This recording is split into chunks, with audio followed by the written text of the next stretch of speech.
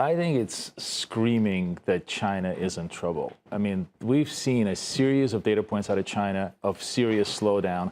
The trade data over the weekend was actually sort of the biggest tell, where both imports and export contracted by more than 8%.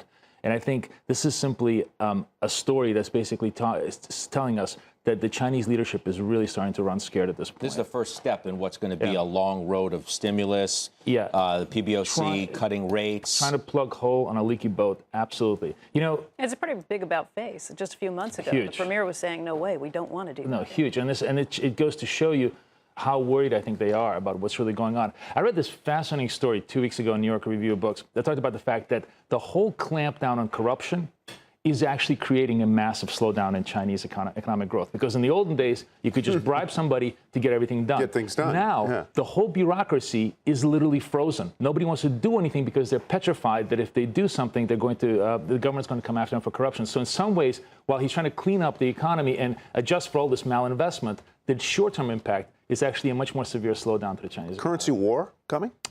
Well, what's interesting is that already happening. I mean, you could argue. Yeah, I mean, what's interesting is we're clearly moving now from a point where we used to have currency cooperation between most central banks to now currency competition, clearly.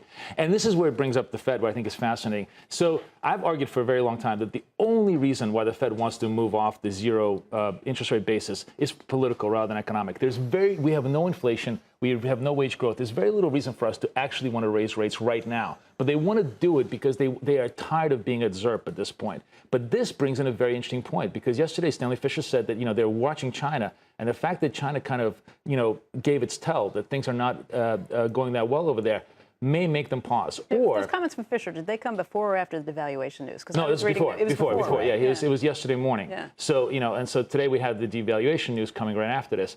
But I think, the big story is this: even if they do hike rates, I think what they're probably going to do is, if they hike rates in September, they're going to say, we're going to do this, but we're not going to do anything for a long time coming.